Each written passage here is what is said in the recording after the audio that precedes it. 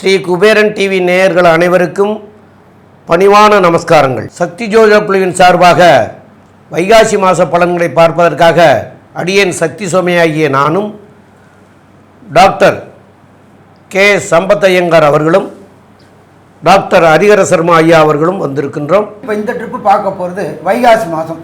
இருக்கிறதுலையே மாதத்தில் வைகாசி மாதம் அப்படின்றது மிக வசந்தமான மாதம்னு சொல்லலாமா, வசந்த மாதம் சொல்லலாம்.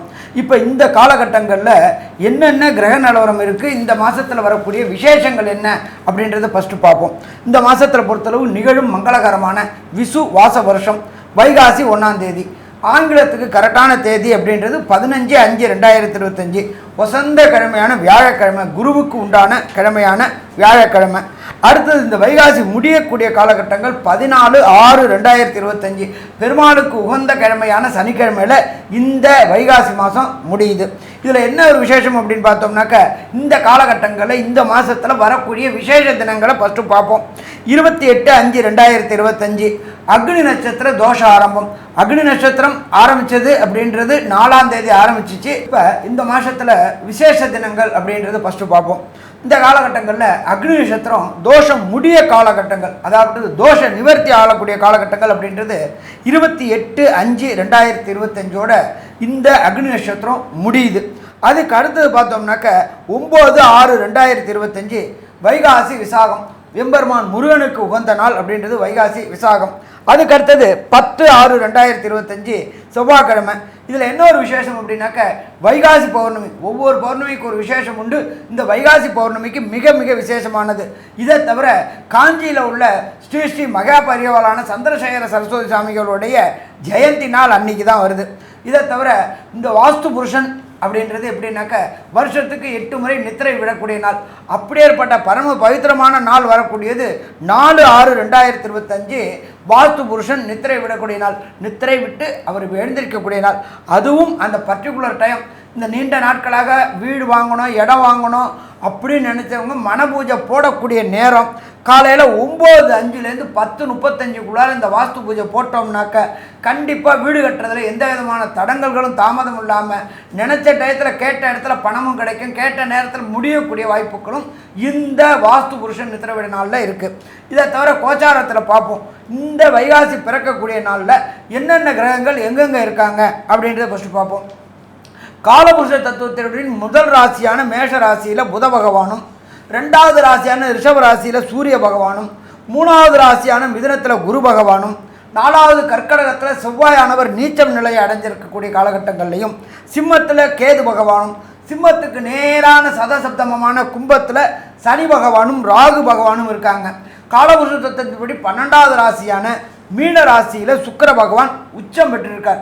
இதில் ஒரு விசேஷம் என்ன அப்படின்னாக்க, இந்த வைகாசி மாதத்தில் பொறுத்தளவுக்கு ராகு கேதுவின் இடையில எல்லா கிரகங்களும் ஆப்டாங்க.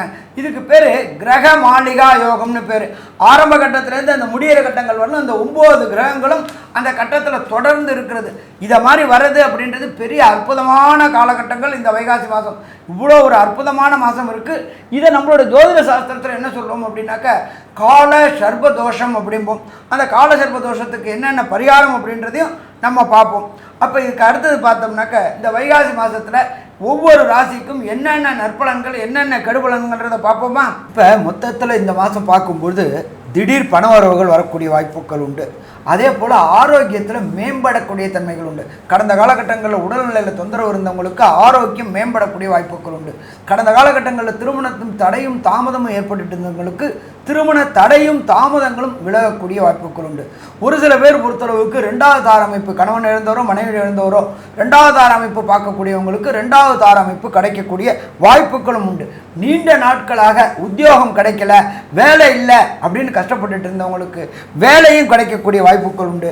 குழந்தை பாக்கியம் இல்லாமல் இருந்தவங்களுக்கு இந்த வைகாசி மாதம் குழந்தை பாக்கியம் கிடைக்கக்கூடிய வாய்ப்புகளும் உண்டு. மகரம், உத்திராடம், திருவோணம், அவிட்டம் இந்த 3 நட்சத்திரம் 9 பாதங்களை கொண்ட ராசி. ராசியின் அதிபதினு சொல்லக்கூடியவர் சனி. ராசிக்கு 2ஆம் இடத்துலேயே இருக்கார். அதாவது வருஷ கிரகங்கள்னு பார்த்தாலேனால் உங்களுக்கு ராகு கேது 8ஆம் இடத்துலையும் ராகு 2ஆம் இடத்துலையும் சனியோடு சேர்ந்து ராகு இருக்கிறதும் 6ஆம் இடத்துல குரு இருக்கிறது அந்த அளவு விசேஷத்தை உங்களுக்கு கொடுக்காது. இருந்தாலும் இந்த காலகட்டத்தில் உங்களுக்கு மாத கிரகங்கள்னு சொல்லக்கூடிய சூரியன், செவ்வாய், புதன் மற்றும் சுக்கிரன் எந்த மாற்றத்தை ஏற்றத்தை கொடுக்குறார் அப்படின்றத பார்க்கலாம். பொதுவாகவே உங்களுடைய ராசிக்கு 5, 10 அதிபதி அப்படின்னு சொல்லக்கூடிய ஒரு திரிகோண கேந்திர அதிபதியான சுக்கிரன் அவர் தான் மிகப்பெரிய யோகர். அவர் 3ஆம் இடத்துல உச்சம் பெறுறார். அதாவது கவிதை எழுதுகிறவா, கலைநயத்தில் இருக்கிறவா, இந்த இதில் பாட்டு, சங்கீதம் இந்த மாதிரியான விஷயங்கள், அது தவிர கவிஞர்கள், இலக்கியம் எழுதுகிறவங்க, இவங்களுக்கெல்லாம் திடீர் பணவரவு ஏற்றங்கள் நிச்சயமாக இருக்கும். கலைத்துறையில் இருக்கிறவங்களுக்கு திடீர் ஏற்றங்கள் கிடைக்கக்கூடிய காலகட்டமாக அமையப்போகுது. இந்த காலகட்டத்தில் பார்த்தீங்கன்னா உங்களுடைய ராசிக்கு 3ஆம் இடத்துல புதிய முயற்சிகள் இருக்கக்கூடியவர்கள், புதிய முயற்சி செய்யக்கூடியவங்களுக்கெல்லாம் நல்ல ஒரு ஏற்றம் இருக்கும். ராசிக்கு 5ஆம் இடத்துல சூரியன், 3ஆம் இடத்துல சுக்கிரன் இருக்கிறதுனால குழந்தை பிராப்தி ஏற்படக்கூடிய பாக்கியங்கள் நிச்சயமாக இருக்கக்கூடிய காலகட்டமாக அமையப்போகுது. 3ஆம் இடத்தில் இருக்கக்கூடிய சுக்கிரன் எல்லா விதமான உங்களுடைய முயற்சிகளில் வெற்றியை கொடுக்கக்கூடிய காலகட்டம். அதாவது தொழிலில் புதிய முயற்சியை எடுத்து வைப்பீங்க, அந்த முயற்சி 100க்கு 120% உங்களுக்கு வெற்றி வாய்ப்பை ஏற்படுத்தி கொடுக்கக்கூடிய காலகட்டம்.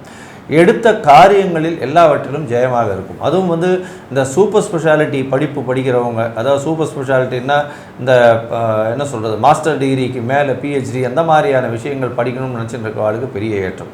வேலை செய்யக்கூடிய தொழிலில் இருக்கக்கூடியவர்களுக்கு, அதுவும் இந்த இரும்பு சம்பந்தப்பட்ட தொழில், பால் சம்பந்தப்பட்ட தொழில், இந்த மாதிரியான விஷயங்கள், ஐஸ்கிரீம் சம்பந்தப்பட்ட தொழில், இதிலெல்லாம் இருக்கிறவங்களுக்கு பெரிய ஏற்றம் கிடைக்கக்கூடிய காலகட்டமாக அமையும். எண்ணெய் வித்துக்கள், அது தவிர எள்ளு, இந்த மாதிரியான விஷயங்கள், இரும்பு சம்பந்தமாக, அது தவிர இந்த தொழில்களில் இருக்கிறவங்களுக்கு பெரிய ஏற்றம். அதாவது சார்கோல், அதாவது கரி, அது தவிர பூமிக்கு அடியில் இருக்கக்கூடிய இந்த கருப்பு உலோகங்கள், இந்த மாதிரியான மண், இந்த மாதிரியான விஷயங்கள், அது தவிர நீதிமன்றங்கள், போலீஸு, காவல்துறை, இதில் இருக்கிறவங்களுக்கு அரசியல் சம்பந்தப்பட்ட, ஏன்னா சனி ஆட்சி பெற்று உச்சம் பெற்ற, அதாவது ஆட்சி பெற்ற வீடு, அதனால் சனி கீழ்த்தட்டு மக்களுக்கு உதவக்கூடிய அரசியல் சம்பந்தமான இருக்கக்கூடிய தலைவர்களுக்கு, அரசியல் சம்பந்தம் பெற்றவர்களுக்கு நல்ல ஒரு ஏற்றம் கிடைக்கக்கூடிய காலகட்டமாக இருக்கும். சரி, இருந்தாலும் உங்களுடைய ராசிக்கு 4ஆம் அதிபதினு சொல்லக்கூடிய செவ்வாய் 7ஆம் இடத்தில் நீச்சம் பெற்று போயிருக்கார். இது எந்த அளவுக்கு வெற்றியை கொடுக்கும்? அது தவிர புதன் உங்களுடைய ராசிக்கு பார்த்தாலேயானால் 6, 9ஆம் அதிபதி, அவர் உங்களுடைய ராசிக்கு 4, 5, 6ன்னு 3 இடத்த இந்த மாதம் கிராஸ் பண்ணுறார். இதன் மூலியமாக என்ன மாற்றங்கள், ஏற்றங்கள் இந்த மகர ராசிக்காரருக்கு வரும் அப்படின்றது ஐயா டாக்டர் ஹரீர சர்மா கிட்ட கேட்போம். ஐயா, நல்லா அற்புதமாக சொன்னீங்க. எப்பொழுதுமே சனி பகவானுடைய ராசிக்கு சந்திரன் பகை பெற்றவர். சந்திரனோட வீட்டில் செவ்வாய் அங்கே உட்கார்ந்துருக்கார். செவ்வாய் சும்மா உட்காரல, நீச்சமடைஞ்சு உட்கார்ந்துருக்கிறார். அவரே சதசப்தமமாக உங்களுடைய ராசியை பார்க்குறார். கண்டிப்பாக கணவன் மனைவிக்குள்ளார கருத்து வேறுபாடுகள் வரக்கூடிய வாய்ப்புகள் உண்டு. அடுத்தது 2ஆம் இடத்துல சனி பகவானும் ராகுவும் இருக்கிறாரு. நீங்கள் எதையோ சொல்ல போக அவங்க எதையோ தப்பாக புரிஞ்சுக்க, தேவையற்ற வாதங்கள், தேவையற்ற விதாண்டாவாதங்கள் பிரச்சனைகளை கொண்டு கொடுக்கக்கூடிய காலகட்டம் மகர ராசி என்பவர்களுக்கு. அப்போ என்ன பண்ணணும்? யாகா வாராயினும் நாகாக்க காவாக்கால் சோகாப்பர் சொல்லியிருக்கப்பட்டு, யார்கிட்ட பேசுகிறோம், என்ன பேசுகிறோம், எதை பேசுகிறோம், எப்படி பேசுகிறோம் தெரிஞ்சுக்கிட்டு பேசணும்னா பிரச்சனை கிடையாது. இது லைஃப் பார்ட்னருக்கு மட்டும் கிடையாது, உங்களுடைய தொழில் பார்ட்னர்கிட்டையும் ரொம்ப கேர்ஃபுல்லாக இருக்கணும். ஏன்னா 2ஆம் இடத்துல சனி பகவானும் ராகுவும் இருக்கார். ராகு அப்படின்னா பிரம்மாண்டம், பிரம்மாண்டம், பிரம்மாண்டம். ராகுக்கு இடம் கொடுத்தது சனி பகவான். அப்போ ஒரு சனி பகவான் இருக்கிறதோட 2 சனி பகவான் இருக்கிறாரு. அப்போ நீங்கள் சொல்கிறது அத்தனையுமே தவறுதலாக புரிந்து கொள்ளப்படும். ஆனால் நீங்கள் சொல்கிறது உண்மை, நீங்கள் சொல்கிறது சத்தியம், எல்லாம் கரெக்டு. ஆனால் புரிந்து கொள்ளக்கூடியது தவறுதலாக புரிந்து கொள்ளப்படும். அப்போ இந்த காலகட்டங்களில், இந்த வைகாசி மாதத்தில் ரொம்ப ரொம்ப ரொம்ப ரொம்ப ரொம்ப எச்சரிக்கையாக இருக்கணும். எத்தனை நாள் எச்சரிக்கையாக இருக்கணும்? 8/6/2025 வரலாம். ஓஹோ சாமி, அப்போ 8/6க்கு அப்புறம் எனக்கெல்லாம் சரியாக போயிடுமா? அடுத்து அங்கேயும் ஒரு இருக்கு வில்லங்கம். இவர் எங்கே போகிறாரு? இதுவரையிலும் 7ல் இருந்த செவ்வாய் 8ஆம் இடத்துக்கு போகிறாரு. அவருக்கு பொறுத்தளவுக்கு அங்கே இருந்து அவர் சதசப்தமாக பார்வை பார்க்குறாரு. எந்த இடத்த பார்க்குறாரு? வாக்கு, தனம், குடும்பஸ்தானத்தை பார்க்குறாரு. அங்கே உள்ள சனி பகவானையும் பார்க்குறாரு, அங்கே உள்ள ராகு பகவானையும் பார்க்குறாரு. அப்போ இந்த வைகாசி மாதம் ஃபுல்லாகவே குழப்பம் நிறைந்த மாதமாக, குழப்பம் நிறைந்த மாதம். என்ன ஒன்று ஆறுதல், 3ஆம் இடமான முயற்சி ஸ்தானத்தில் சுக்கிர பகவான் உச்சம் பெற்றிருக்கிறார். என்ன நீங்கள் சொல்லும்பொழுது தவறாக புரிஞ்சுப்பாங்க.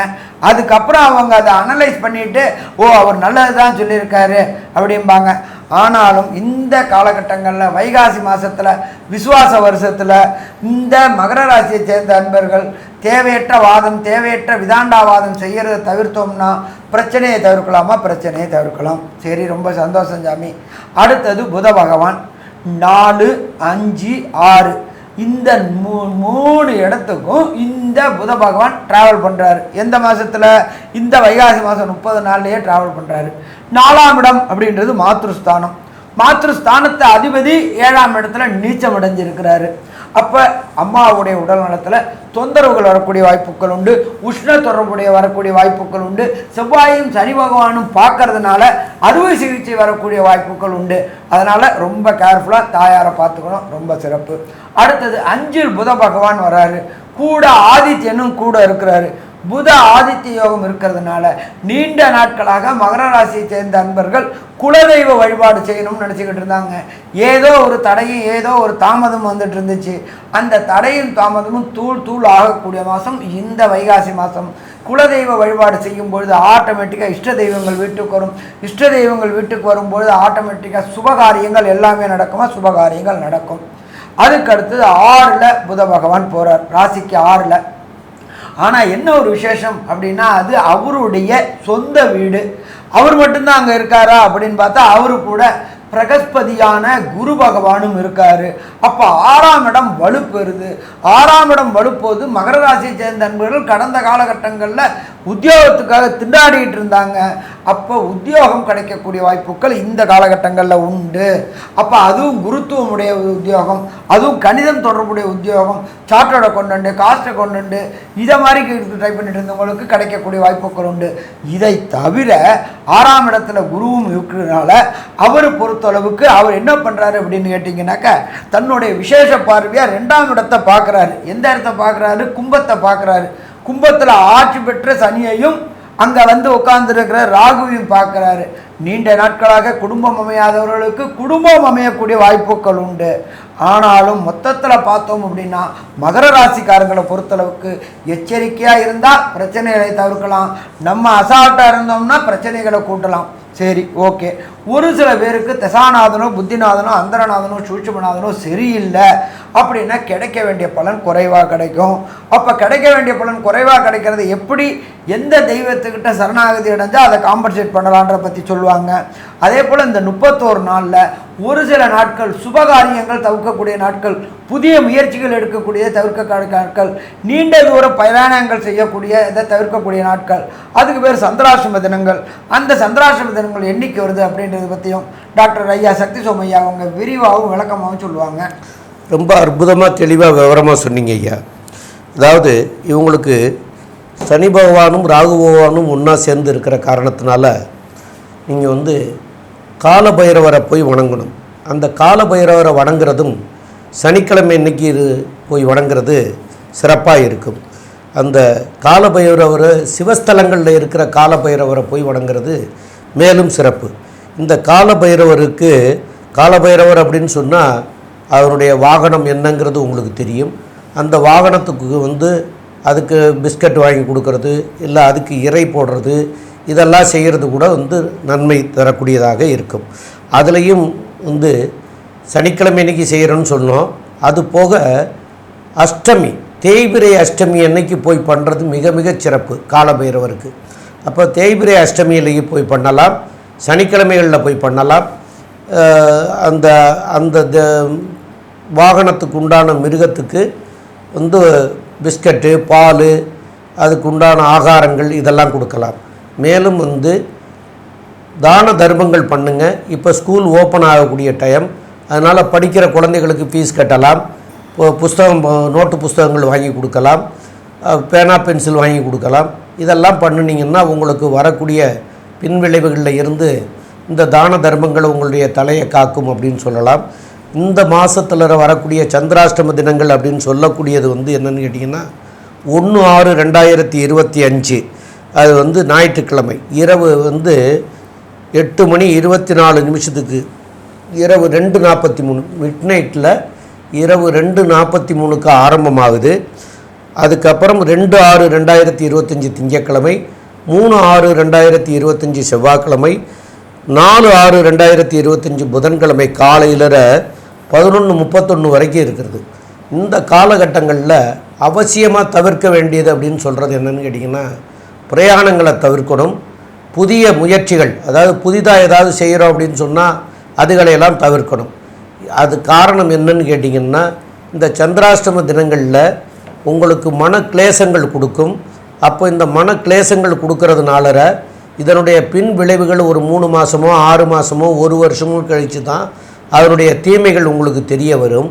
அப்போ இந்த தீமைகள் வராமல் இருக்கிறதுக்காக இப்போவே நாம் முன்கூட்டியே இந்த நாட்களை வந்து தவிர்த்துட்டோம்னா, இந்த பிரயாணத்துக்கும் புதிய முயற்சிகளுக்கும் தவிர்த்துட்டோம்னா பின்னாடி நமக்கு அதனால் வரக்கூடிய தொல்லைகள் வராமல் போயிடும். அதனால் நன்மை அடைய முடியும். அதனால் இந்த நாட்களை தவிர்க்கிறது மிக மிக அவசியமானது. மேலும் உள்ள விவரங்களை பற்றி நம்முடைய ஆஸ்ட்ரோ KS ஐயங்கார் அவங்க சொல்லிடுவாங்க. ஐயா, மகர ராசியை பொறுத்தவரையிலும் உங்களுடைய தனம், குடும்பம், வாக்குஸ்தானத்தில் சனியும் ராகுவும் இருக்கிறதுனால பேச்சில் கொஞ்சம் ஜாகிரதையாக இருக்கணும். பண வரவிற்கு பஞ்சம் இருக்காது. ஏன்னா தனகாரகன் தனஸ்தான அதிபதியை தனகாரகன் பார்க்கறதுனால பணத்திற்கு பஞ்சம் இருக்காது. குடும்பத்தில் கணவன் மனைவிக்குள்ளே சிறு சிறு பிரச்சனைகள் வரும். இருந்தாலும் குரு பார்க்கறதுனால கண்டிப்பாக அந்த பிரச்சனைகள் பெரிய அளவில் எஸ்கலேட் ஆகாது. முயற்சிகள் எல்லாம் கைகூடும். குழந்தைகள் மூலியமாக பெருமை வரக்கூடிய வாய்ப்பு, குழந்தை பிராப்தி ஏற்படக்கூடிய வாய்ப்பு. ஆண்களுக்கு மலட்டுத்தன்மை இருக்குமே ஆயின் அவர்களுக்கு மலட்டுத்தன்மை போகக்கூடிய வாய்ப்பு. இந்த காலகட்டத்தில் உங்களுடைய ராசிக்கு 7ஆம் இடத்தில் செவ்வாய் நீச்சப்படுறதுனால சிறு சிறு தொல்லைகள், அதாவது வீடு வாங்கிறது, வீடு விற்கிறதுல பிரச்சனைகள் இருக்கும். தாயின் உடல்நிலையில் சற்று பின்னடைவு இருக்கக்கூடிய காலகட்டமாக அமைய போகிறது. வெளிநாடு போய் வரக்கூடிய பாக்கியம் நிச்சயமாக உண்டு. இந்த காலகட்டத்தில் பார்த்தாலேயானால் திடீர் பிரயாணம் இருக்கக்கூடிய வாய்ப்புகள் நிச்சயமாக இருக்கும். உங்களுடைய ராசிக்கு தொழிலில் பெரிய ஏற்றம் இருக்கக்கூடிய வாய்ப்பு, புதிய வேலை கிடைக்கும், புதிய கடன் வாங்கக்கூடிய வாய்ப்புகள் நிச்சயமாக உண்டு. படிக்கக்கூடிய மாணவர்கள் காம்படிட்டிவ் எக்ஸாம்ஸில் கொஞ்சம் கம்மியாக தான் வரக்கூடிய வாய்ப்புகள் இருக்கும். ஏன்னா மறதி கொஞ்சம் அதிகமாக இருக்கக்கூடிய வாய்ப்புகள் நிச்சயமாக உண்டு. மொத்தத்தில் பார்த்தீங்களேனால் இந்த மகர ராசிக்காரர்களுக்கு 85 விழுக்காடுகள் நல்ல ஒரு ஏற்றமும் மாற்றமும் இந்த விஸ்வாவசு வருஷம் வைகாசி மாதம் இருக்கும்னு சக்தி ஜோதிட குழு சொல்லுது. நன்றி, நமஸ்காரம். ஸ்ரீ குபேரன் டிவியை பார்த்தமைக்கு நன்றிகள். மேலும் இது போன்ற தகவல்களை தெரிந்து கொள்ள ஸ்ரீ குபேரன் டிவியை சப்ஸ்கிரைப் செய்யுங்கள். மறக்காமல் பெல் ஐக்கானை கிளிக் செய்யுங்கள்.